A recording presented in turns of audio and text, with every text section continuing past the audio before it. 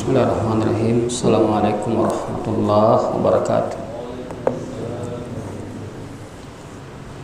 Innal hamdalillah nahmaduhu wa nasta'inuhu wa nastaghfiruh wa na'udzu billahi min shururi anfusina wa sayyiati a'malina. May yahdihillahu fala mudilla lahu wa may yudlil fala hadiya lahu. Asyhadu an la ilaha illallah wahdahu la syarika lahu wa asyhadu anna Muhammadan abduhu wa rasuluhu la nabiyya ba'd. Allahumma salli wa sallim ala nabiyyina Muhammadin wa ala alihi wa sahbihi wa man tabi'ahum bi ihsanin ila yaumiddin, amma ba'd. Bapak Ibu yang dirahmati dan dimuliakan Allah Subhanahu wa taala, kembali kita ungkapkan syukur kita kepada Allah pada malam hari ini. Dengan nikmatnya Allah masih memberikan kekuatan kepada kita untuk bisa beramal saleh, melaksanakan as-salah yang merupakan sebaik-baik ibadah yang membedakan seorang muslim dengan orang kafir adalah tegaknya ibadah salat tadi. Salawat dan salam untuk Nabi kita Nabi besar Muhammad sallallahu alaihi wasallam, uswah kita, tauladan kita dan panutan kita. Bapak Ibu yang dimuliakan Allah, kembali kita lanjutkan kajian fikih kita, kitab Minhajul Muslim, di mana kita masih berada pada fikih tentang pelaksanaan wudu.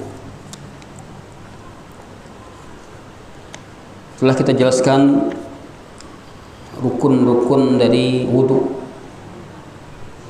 ya, yaitu yang pertama adalah berniat, yang kedua adalah ya membasuh muka berapa kali? 3 kali. Telah kita jelaskan bagaimana batasan muka tadi, bagian depan semua dari sini ke sini, kemudian dari tempat tumbuh rambut kita di atas sampai ke dagu kita. Kemudian rukun yang ketiga adalah membasuh kedua tangan sampai siku, ya. Kemudian rukun yang keempat adalah apa? Mengusap kepala 1 kali usap. Kemudian rukun yang keempat, rukun yang berikutnya kelima adalah membasuh kedua kaki sampai mata kaki. Rukun yang keenam adalah tertib, ya, tertib artinya mendahulukan yang dahulu, membelakangkan yang belakang. Kemudian rukun yang terakhir al-muwalat, yaitu berturut-turut, tidak boleh kita memisahkan jeda yang lama. Kamu sedang masuk engkau, tiba-tiba ada telefon, angkat telefon, kalau ngecek ada lu sentak kan. Ini telah melanggar rukun tadi. Ini itu rukun. Kemudian sunnah. Ya, apa bedanya rukun dan sunnah? Rukun ini apabila ditinggalkan maka menyebabkan wudu kita tidak sah, ya, harus wajib dilakukan. Sedangkan sunnah yang sunnah wudu apabila kita tinggalkan maka wudu kita tetap sah, hanya saja kita tidak mendapatkan sunnah, yaitu membaca bismillah, ya, tasmiyah. Ketika kita mau memulai wudu membaca bismillah, ya. Kemudian yang kedua adalah membasuh tangan, ya, telapak tangan dan punggung tangan. Khususnya ini kapan? Kalau yang lebih khususnya tangan dibasuh ketika kita bangun dari tidur, ini lebih kuat lagi, ya. Kemudian sunnah berikutnya bersiwak, gosok gigi, ya. Kalau tidak ada siwak maka kita gosok gigi. Kemudian berkumur-kumur, al-madmadah, menggerakkan air di mulut kita bagian, ya, pipi kiri dan kanan. Kemudian mengeluarkan air tadi, tidak meminumnya, mengeluarkan. Kemudian istinsyak, saya berkumur langsung kita memasukkan air ke hidung dan nanti mengeluarkan lagi. Kemudian menyeka jenggot, menyilang-nyilang jenggot lagi yang berjenggot ini. Kalau ibu-ibu tidak ada, ya, tidak dapat sunnah ini. Ibu-ibu tidak dapat sunnahnya karena tidak ada jenggotnya tidak ada. Kemudian membasuh 3 kali. Untuk membasuh 3 kali. Namun yang fardu hanya 1 kali. 3 kali itu adalah sunnah. Kemudian mengusap 2 telinga, dalam dan luar, ya. Kemudian menyilangi jari-jari tangan dan kaki, ya. Ini adalah sunnah. Kemudian mendahulukan yang kanan dari yang kiri, karena Nabi SAW memulai sesuatu yang baik dari yang kanan, baru yang kiri. Kemudian melebihkan batasan-batasan tadi, misalnya untuk membasuh tangan sampai siku dilebihkan sampai pangkal lengan, apa seperti ya. Ini sunnah. Namanya italatul ghurrah. Kalau tadi muka kita sampai di sini, kok sampai ke kemari kok, maka itu adalah sunnah. Kemudian mulai masih mengusap kepala dari awalnya, dari depan. Kemudian membaca doa setelah berwudu, asyhadu la ilaha illallah wahdahu la syarikalah wa asyhadu anna muhammadan abduhu wa rasuluh, Allahumma ja'alni minat tawabina wa ja'alni minal mutatahhirin. Itulah yang sunnah-sunnah. Kemudian kita sudah jelaskan yang makruh. Kalau yang makruh itu yang tidak disukai, ya, tidak batal, tapi tidak disukai.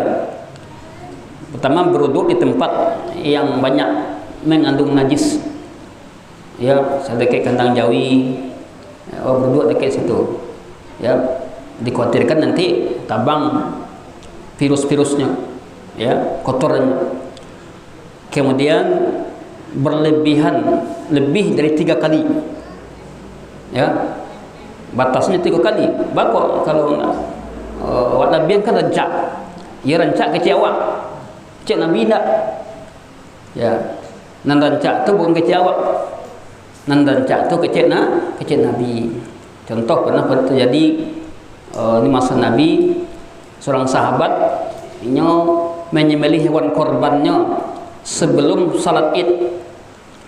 Tujuannya supaya nanti setelah salat bisa dimakan. Lalu itu dilakukannya. Kemudian setelah itu diundangnya Nabi. Cek Nabi, ini bukan daging korban, ini daging makan biasa ini. Daging korban itu disembelih setelah salat. Kan tujuannya elok, ya kak, supaya dapat makan Nabi. Jadi sesudah salat langsung makan, tinggal makan, kan rancak itu. Betul, tapi melanggar aturan. Ya, melanggar aturan. Kan rancak sebenarnya itu. Ya. Jadi kalau kita tidak ikut aturan Nabi, kita buat itu aturan sendiri, ya berarti kita melanggar. Nan rancak tu memang tidak rancak di awal, tapi rancak menurut Nabi. Ya. Karena agama ini adalah Allah turunkan kepada Nabi kita yang mulia. Bukan berdasarkan perasaan awak. Rasa-rasanya kan ya, itu masaklah gulai kambing untuk korban awak sebelum sholat pagi itu, ya. Kemudian nanti sesudah sholat tinggal makannya deh. Tetapi itu tidak dianggap makan daging korban, karena sudah melanggar aturan yang ditetapkan oleh Nabi. Kemudian berlebihan dalam menggunakan air. Itu diantara hal yang makruh adalah berlebihan dalam menggunakan air. Kalau orang menggunakan keran, sahabi-habisnya keran waidian. Pertama yang kemenanggung nanti rekeningnya orang saji, kan terjadi pembengkakan, mubazir. Ya, kita lihat Nabi SAW ya berwudu dengan tak cukup sagayung Nabi wudu. Ya, hanya beberapa mut saja. Mut tu ukuran genggam tangan, 2 tangan orang kadang 2 kali, itu 1 mut. Kemudian meninggalkan salah satu atau beberapa sunnah-sunnah wudhu, ini juga makruh.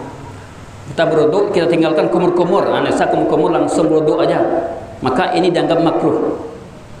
Ya, kita berwudhu atau kita tinggalkan, yaitu mengusap telinga kita, langsung sajalah kepala saja, telinga nak sahkan sunnahnya, maka ini dianggap makruh oleh para ulama, dianggap makruh, tidak disukai. Kenapa? Ya kita disuruh untuk melaksanakan sunnah. Kenapa kita nak sengaja untuk meninggalkannya? Itu diantara. Kemudian ada lagi, ya, berwudu dengan sisa wudu perempuan. Ini bagi laki-laki, perempuan. Perempuan sama perempuan mungkin tidak mengapa. Ini ada dalilnya. Nah, Rasulullah SAW an fadli tuhuril mar'ah. Nabi SAW melarang dari sisa air bersuci wanita. Itulah yang kita bahas pada minggu-minggu kemarin dari kaji kita. Sebagai ringkasannya telah kita jelaskan tadi. Bapak Ibu yang dimuliakan Allah Subhanahu Wa Taala, sebelum kita praktek terakhir nanti kita kaji nawaqidul wudu, hal-hal yang membatalkan wudu, ya, hal-hal yang membatalkan wudu. Apa saja hal-hal yang membatalkan wudu? Ya, yang pertama adalah al-khariju minas sabilain, sesuatu yang keluar dari dua jalan, dua lubang, ya, dua jalan, baul, ya, lubang dubur dan kubul. Dubur bagian belakang, kemudian kubul bagian depan, ya, kencing dan lubang kencing dan lubang buang air besar. Yang keluar dari dua jalan tadi seperti kencing, ya, atau mazi. Mazi itu adalah cairan yang keluar berbentuk bening, ya, disebabkan karena syahwat, ya, itu namanya mazi. Dia jumlahnya sedikit, ya, bening. Kemudian ada namanya wadi. Wadi ini cairan yang keluar bentuk bening tapi tidak berhubung dengan syahwat. Kadang-kadang di akhir seseorang kencing keluar, ya, keluar wadi, atau ketika orang kelelahan, keletihan, itu wadi, ya. Maka ini termasuk juga jika keluar membatalkan wudu. Atau uzrah. Uzrah ini bagi wanita, ini kotoran, semacam kotoran yang keluar, ya, dia bukan haid. Atau fusaun, kentut, ya, kentut itu terbagi kepada dua, bisaut wa binisat, kentut yang berbunyi dan kentut yang tidak berbunyi. Nah, bagi dua. Bagaimana kita bisa meyakinkan kita ini terkentut? Ya, kentut yang berbunyi biasanya dia tidak bau, ya, tapi kita mendengar suara. Kentut yang tidak berbunyi itu biasanya angin yang keluar dan baunya lebih tajam. Betul Pak? Betul kira-kira. Kentut yang tidak berbunyi itu, ya, dia memang tidak berbunyi tapi angin saja, tapi baunya lebih tajam. Jadi untuk meyakinkan kita ini terkentut, dua itu saja tandanya: mendengar suara atau mencium bau. Kalau tidak ada salah satu dari itu rasu-rasu, was-was. Berarti tidak usah. Berarti kita dianggap tidak terkentut. Ya maklumlah Bapak Ibu, awal-awal pun lagi kalau awaklah 60 katih, umur 60 katih atau 70 katih, kadang nak terasu saja. Ya. Nak terasu keluar saja, nyebalasi saja keluar. Jadi untuk meyakinkan, kecuali kalau orang tua, ya tentu ya harus tetap dia berkeyakinan dengan dua sebab tadi, mendengar suara atau mencium bau. Kalau dia tidak berbunyi, maka biasanya ulama menghukum dengan baunya. Jadi kalau kita ragu nanti, ini dikenal dengan hadas, ya, terkentut tadi dikenal dengan berhadas, kencing, ya. Inilah yang dinyatakan oleh Nabi sallallahu alaihi wasallam, la yaqbalullahu salata ahadikum idza ahdatha hatta yatawadda. Tidak terima salat salah seorang kalian ketika dia berhadas sampai dia berwudu. Berarti ini adalah hadas kecil, ya. Jadi berhadas kecil dengan berwudu. Adapun hadas besar seperti keluar mani, itu hadas besar. Yang kedua, hal yang membatalkan wudu adalah an-naum, tidur berat. Memang yang tidur berat itu, seorang yang tidur tanpa sadar, tak sadar lagi dia, tak karena adanya ledang. Berarti betul kalau orang yang betul tidur itu memang ya hilang kesadarannya, ya. Bah kalau tidur ayam atau tidur janda tapi masih kesadaran, maka ini tidak membatalkan. Yang membatalkan itu kalau dia sudah, walaupun kadang-kadang sedang taduduknya tu, betul-betul lah turun ke bawah kau, tak sadar, berarti sudah tertidur itu. Maka kalau seperti itu, ia batal wudunya, tidur berat namanya.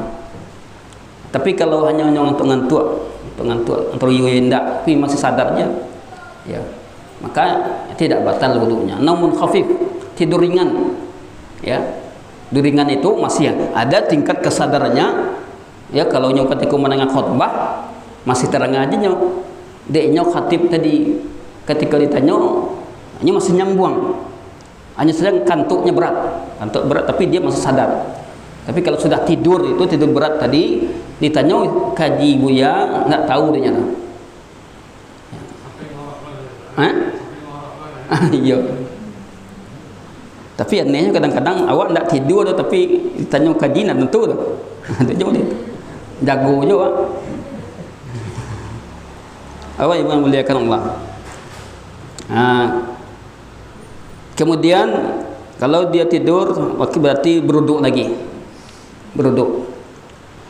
Yang ketiga adalah istitarul aqli, ya, yaitu tertutup akalnya, hilang akal, ya, hilang rasa dengan pingsan atau mabuk atau gila, maka ini membatalkan wudu. Karena orang yang kehilangan akal, dia tidak tahu apa yang terjadi, ya, apakah wudunya batal atau tidak. Kemudian masud zakar, menyentuh kemaluan, ya, langsung dengan tangannya atau dengan jari. Ini berdasarkan dalil hadis riwayat Tirmizi, man massa dzakarahu fala yusalli hatta yatawadda. Siapa yang menyentuh kemaluannya, mengusap kemaluannya, ya, fala, janganlah dia salat sampai berwudu. Karena dikhawatirkan, ya, sentuh kemaluan, ya, setikan syahwat naik umpamanya. Makanya di sini termasuk hal yang membatalkan. Kemudian yang kelima adalah riddah, murtad. Seorang yang murtad, orang Islam dan murtad, pindah ke agama lain, agama Yahudi, agama Nasrani, dari Islam pindah kepada agama lain, maka ini batal wudunya. Kalau sedang berwudu batal. Termasuk juga murtad itu orang-orang yang mengatakan kata-kata kufur, kalimat-kalimat kufur yang membawa kepada kekafiran, maka wudunya batal. Seperti orang menyembah berhala, Jadi kufur dengan perbuatan. Kalau begitu bagaimana dengan orang yang menyembah kuburan? Masuk juga kalau dia adalah bentuk penyembahan. Atau dari kata-kata yang dia katakan, kata-kata yang membawa kepada kekufuran. Mengatakan Nabi Isa itu anak Tuhan, kan? Maka itu kata-kata kufur. Bisa murtad. Mengatakan jilbab itu tidak wajib. Jilbab bagi wanita muslimah tidak wajib lagi. Kata-kata kufur itu. Karena sudah jelas kita tahu itu wajib. Tapi sesuatu yang wajib kemudian dialihkan kepada yang tidak wajib, ya, dengan kata yang kita ucapkan, maka ini adalah kufur. Kufur secara lafzi, lafaz yang kita keluarkan. Kemudian memakan daging onta. Ini kata sebagian ulama tidak. Makan daging onta. Bagaimana kalau ya kita kiaskan makan jengkol, petai? Apakah itu membatalkan? Ya. Jelas tidak membatalkan. Kalau dikiaskan ke sini bisa membatalkan. Akan tetapi rajah tidak membatalkan, yang kuat tidak membatalkan. Namun ya kita yang pergi sholat ya sadar awak, kalau awak sambawa jengkol, gosok gigi dulu. Kok jengkol patai, tolong gosok gigi sudah makan. Bukan tak boleh makan jengkol tadi, kan patai tadi. Jangan beko dek awak tak gosok gigi. Takarian Allahu Akbar tu dewa sekali. Allah. Kawan orang sebutlah. Tapi kalau kita gosok gigi, ya mudah-mudahan dia tidak bau. Jadi kalau terlalu dekat. Atau ya boleh sambal jengkol, makan kita sudah sholat. Tapi dicarui, diakai dewa. Saya isa awak makan itu. Sehingga nak tagaduh orang. Jengkol, petai. Nah kadang-kadang bagi orang yang perokok juga bau juga, bau mulut orang perokok. Tahulah bahwasanya merokok sudah difatwakan haram oleh para ulama. Ya, tidak makruh lah. Ulama sudah memfatwakan merokok itu haram. Tidak makruh lah. Makruh itu hal yang dibenci, tapi sudah tingkat haramnya. Kenapa haram? Mudaratnya lebih besar dari manfaatnya. Ya, kerugian kita besar. Oleh karena itu bagus sekalian, kita punya anak, kita punya saudara, ya, laranglah merokok. Nasihati untuk tidak merokok tadi, sangat berbahaya. Ya, kemudian juga kita, ya, suami awak itu boleh diskusikan kayaknya, ya, jangan merokok jeleda. Tanyanya awak tanya. Orang lain tanyanya awak, tanyanya yang lebih parah tu awak. Orang yang kena asapnya jauh parah. Jemaah dimuliakan Allah Subhanahu wa taala. Bahkan ada anak ketek sakit dirawat sampai meninggal gara-gara sebabnya itu diantaranya asap rokok. Memang ajalnya ajal iya. Tapi berawal dia tinggal di lingkungan perokoknya, punya warung, ya. Kemudian istrinya menggalih, ya, sedang menggalih itu menggendong anak aja. Diperkirakan, ya, dia karena banyak kena asap rokok di lingkungannya tadi. Wa na'udzubillahi min zalik.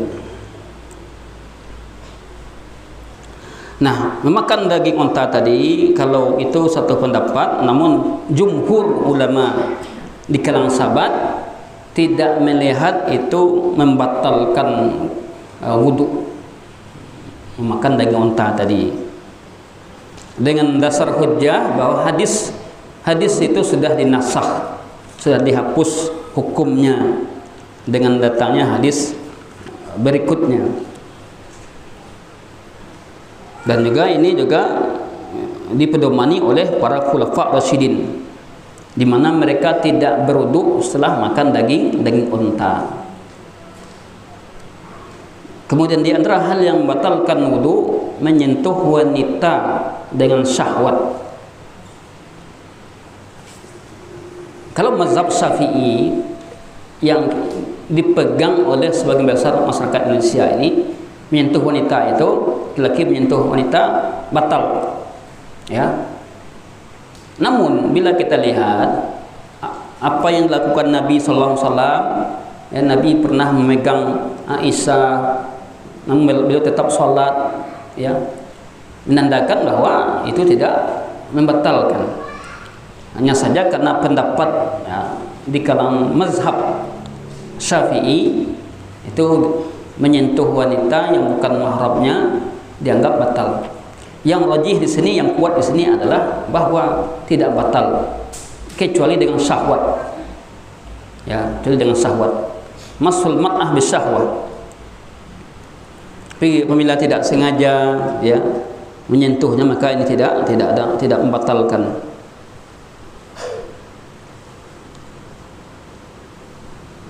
Itulah diantara beberapa hal-hal yang membatalkan wudu, ya.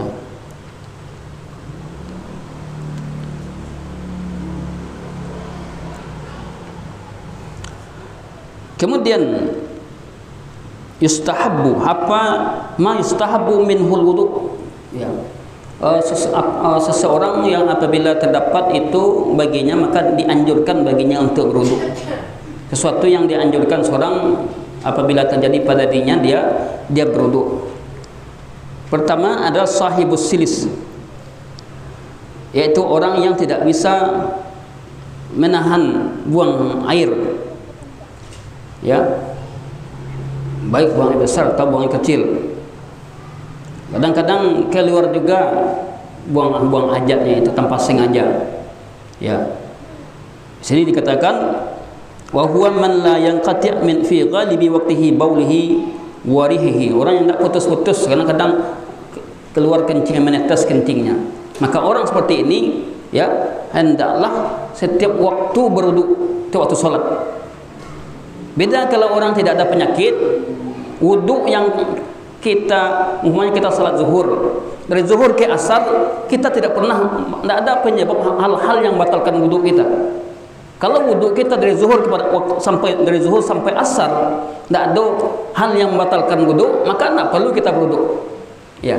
Tapi kalau orang yang berpenyakit, ya, penyakit ini yang mudah buang angin, kemudian mudah terkencing, kadang-kadang menetes, maka dia wajib setiap waktu salat wajib bagi untuk berwudu, ya. Atau buang angin sangat dianjurkan. Kemudian yang kedua al-mustahadah, wanita yang mustahadah. Apa itu mustahadah? Wanita yang mempunyai darah penyakit. Nah, jadi ada darah haid, ada darah penyakit. Darah penyakit itu di luar darah haid, di luar aturan darah haid, ya. Apabila seorang wanita sudah lebih 2 minggu lalu masih keluar darahnya, maka itu lewat itu dikatakan darah penyakit, boleh dia salat, ya, dan boleh berhubung suami istri karena itu darah penyakit. Maka orang yang seperti ini, wanita yang seperti ini, setiap kali salat wajib berwudu. Tidak bisa andalkan wudu yang tadi, meskipun dia tidak buang angin, ya. Ini dikhawatirkan darah tadi untuk mewanti-wanti agar salat kita sah. Kemudian man ghassala mayyitan aw bashara hamlahu, orang yang dianjurkan berwudu adalah orang yang memandikan mayit, orang yang mandikan mayit, atau orang yang langsung membawa mayat tadi. Bahkan orang yang mandikan mayat pun nanti dia disyariatkan untuk mandi, sunnahkan untuk mandi. Man ghassala mayitan falyaktasil, siapa yang mandikan mayat maka hendaklah dia mandi. Wa man hamlahu falyatawadda, siapa yang bawanya hendaklah dia berwudu. Sini Syekh Bakar mengatakan bahwasanya walaupun hadis ini dhaif katanya, tapi dianjurkan, para ulama menganjurkan berwudu untuk berhati-hati aja, ihtiyatan. Maka untuk berhati-hati dianjurkan untuk berwudu. Nah, itulah dia pembahasan kita seputar wudu ya, yang bisa kita jelaskan pada kesempatan ini. Kita telah membahas mulai dari rukun, sunnah, kemudian hal yang dimakruhkan, kemudian hal yang membatalkan wudu, kemudian bagi siapa saja wudu ini disunnahkan ya.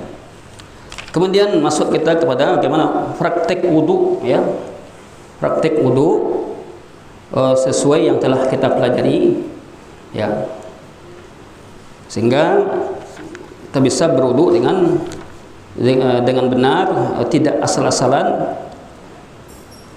Kadang-kadang kita berwudu ingin cepat saja, dengan isyarat aja, isyarat aja lah, iya, isyarat saja. Apa ibu yang dimuliakan Allah, bahwa kita sudah belajar tentang ya tadi rukun dan sunnah.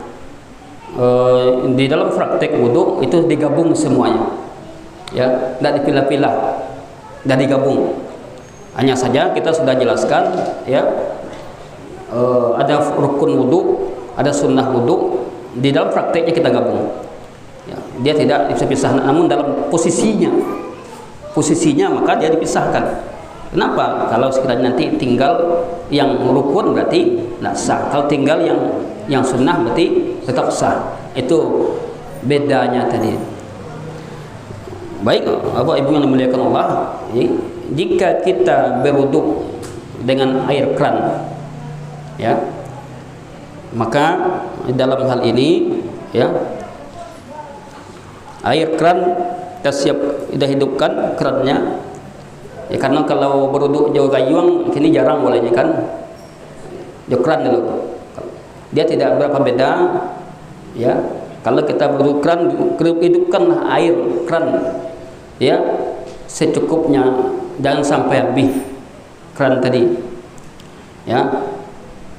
Lalu kita berniat dalam hati kita berwudu. Kita jelaskan rukun wudu adalah niat ya. Apa Bu? Ya, kemudian kita membaca bismillah. Bismillah saja, tidak pakai Rahman Rahim. Bismillah. Ya. Sebut nama Allah bismillah. Bismillahirrahmanirrahim, tidak. Bismillah saja. Lalu ya, kita membasuh tangan kita. Tahulah air kran ya. Tangan kita. Tangan dulu. Ya. Kita basuh tangan kita. Ya. Yang kanan, tentu yang kanan dulu ya, digosok dengan yang kiri. Ini air, mungkin kita basuh dulu, kemudian kemudian dilakukan secara bergantian.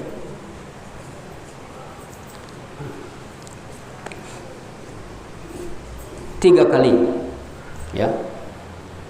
Satu kali itu dianggap, kapan dianggap satu kali? Kalau semuanya Allah karena sado yang botanya kan, dianggap satu kali ya. Tapi kalau ini aja kita basuh, ini belum sempurna lagi ya, sampai kepada sela-sela jari kita ya. Ya kalau kita praktekkan di tempat wudhu dengan cara sunnah Nabi juga lama wudhu seketik, gak terasa lama. Kadang kan orang mau dekonya masuk, kemudian setelah tangan ini selesai 3 kali, maka kita ambil air, boleh sebelah, tapi sebelah tidak cukup, boleh 2 ya.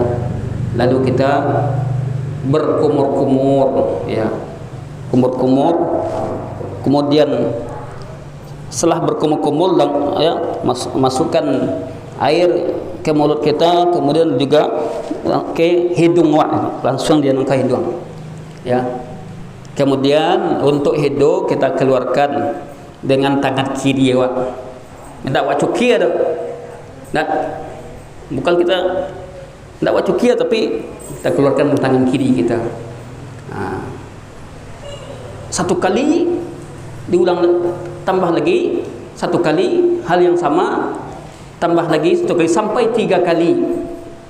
Sebenarnya 1 kali sudah cukup. Kalau yang kita mengandalkan yang fardu saja, 1 kali sudah cukup. Tapi untuk mendapatkan sunnahnya tadi, jadi 3 kali.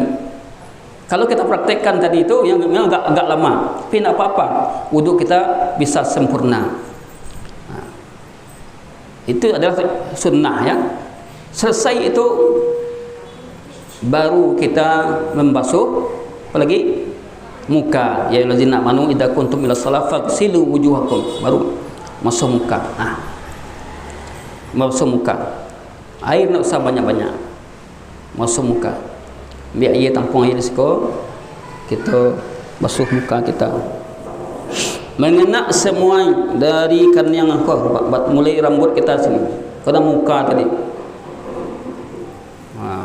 sampai dagu kita ini, karena sadonya ya. Ada sebagian orang beruduk ya, kan ada tekah tu, ini tidak ada sunnah, kena muka, kemudian dari sini ya, batasnya kan ya. Jadi dari tempat rambut kita ini sampai sini. Sunnahnya apa? Sampai ke sini. Italatul ghurrah namanya.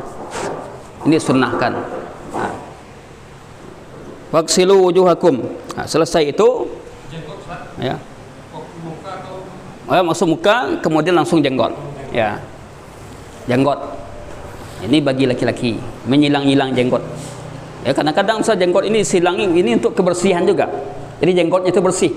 Kok sempat jenggot itu berdebu, ya, jadi bersih, bersih. Bahkan Nabi SAW air yang dia masih ada sisa air jenggotnya, ambil dari Nabi, ya, beliau ambil. Bapak Ibu yang dimuliakan Allah. Apalagi setelah itu, ya, baru wa aydiyakum ilal marafiq, tangan. Tangan sampai siku. Namun sunnahnya italatul ghurrah boleh sampai sini. Sampai sini kita basuh tangan. Tidak mesti dari sini kemari atau dari sini ke sini. Yang jelas ya, ini kena dari sini sampai ke siku. Ya. Untuk sunnahnya kita lebihkan sampai ke sini. Ya. Di air kita basuh dulu. Dibasuh ya, kemudian kita silangi jari-jari kita mulai kelingking.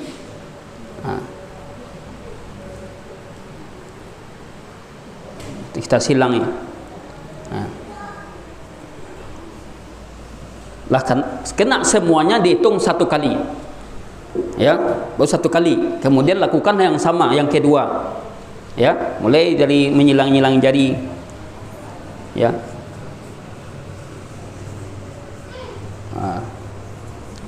Maka dianggap 1 kali, tidak 2 kali, sampai berikutnya sampai 3 kali itu kita lakukan.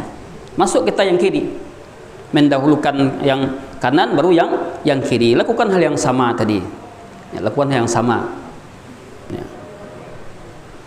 Kemudian setelah selesai tangan, apalagi mengusap kepala. Kepala ini Bapak Ibu, kepala ini diusap hanya 1 kali saja sunnahnya, tidak 3 kali. Begitu Nabi melakukan 1 kali.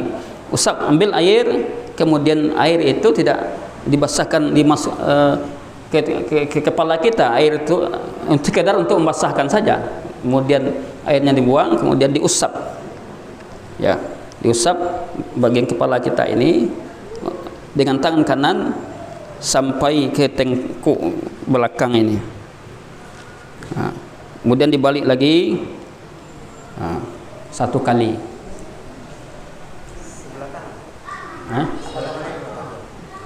Dua boleh, seluruh tangan juga boleh. Tapi untuk sempurnanya mungkin saya melihat 2. Air tidak dibasahkan, air diturunkan ya, karena kita mengusap, bukan membasuh ya. Kalau membasuh ya basah, kalau mengusap enggak ya. mengusap. Tapi kita yang jelas tangan kita ini basah, ya, namun tidak dicelupkan dengan air. Kepala 1 kali, kemudian langsung setelah itu 1 kali langsung ke telinga kita, so telinga deh, telinga, ya, bagian dalam dan bagian luar. Bagian dalam telunjuk, ke bagian luar ibu jari. Jadi kalau kita lihat setiap hari telinga kita kena air dan kita basuh seperti ini, masya Allah, bersih, ya. Orang tidak perhatian telinganya. Dengan berwuduk kita seperti ini, ya, bersih telinga kita. Sebagian orang hanya gini aja.